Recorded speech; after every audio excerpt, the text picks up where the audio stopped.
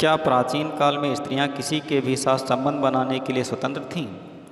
प्रिय मित्रों, नमस्कार। आप सभी का हमारे YouTube चैनल अयोध्या हिंदू राम राज्य में स्वागत है। महाभारत के आदि पर्व के अनुसार एक दिन राजा पांडु आखेट के लिए निकलते हैं। जंगल में दूर से देखने पर उनको एक हिरण दिखाई देता है। वह उस पर तीर चला देते हैं, लेकिन वह हिरण नहीं बल्कि एक ऋषि होते हैं जो अपनी पत्नी के साथ समागम कर रहे थे। वह ऋषि मरते वक्त पांडु को शाप देते हैं कि तुम भी मेरी तरह मृत्यु को प्राप्त होगे।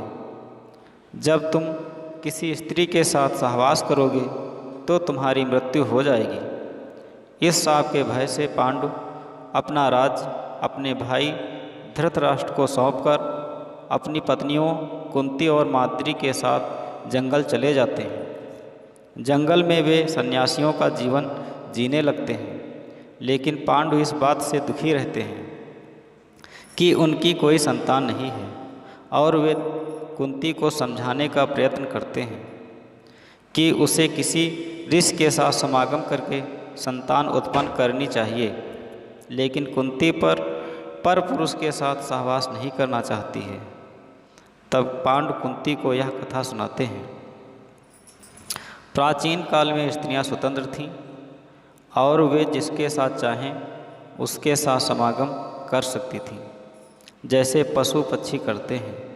केवल ऋतुकाल में पत्नी केवल पति के साथ समागम कर सकती है, अन्यथा वह स्वतंत्र है। यही धर्म था जो स्त्रियों के पक्ष में था और सभी इसका पालन करते थे। तब कुंती ने देवताओं का आवाहन किया और पांडुपुत्रों को जन्म दिया। एक उद्दालक नाम के प्रसिद्ध मुनि थे जिनका श्वेतकेतु नाम का एक पुत्र था। एक बार जब श्वेतकेतु अपने माता पिता के साथ बैठे थे, एक ऋषि आए और श्वेतकेतु की माँ का हाथ पकड़कर बोले, आओ चलें। अपनी माँ को इस तरह जाते हुए देखकर श्वेतकेतु बहुत क्रुद्ध हुए, किंतु पिता ने उनको समझाया कि नियम के अनुसार स्त्रियां गायों की तरह स्वतंत्र हैं। वह अपनी इच्छा अनुसार किसी के साथ भी समागम कर सकती हैं। श्वेतकेतु गौतम ऋषि के वंशज और उद्दालक आरूढ़ के पुत्र थे। श्वेतकेतु की कथा मूलतः उपनिषदों में आती है। वे एक तत्वज्ञानी आचार्य थे।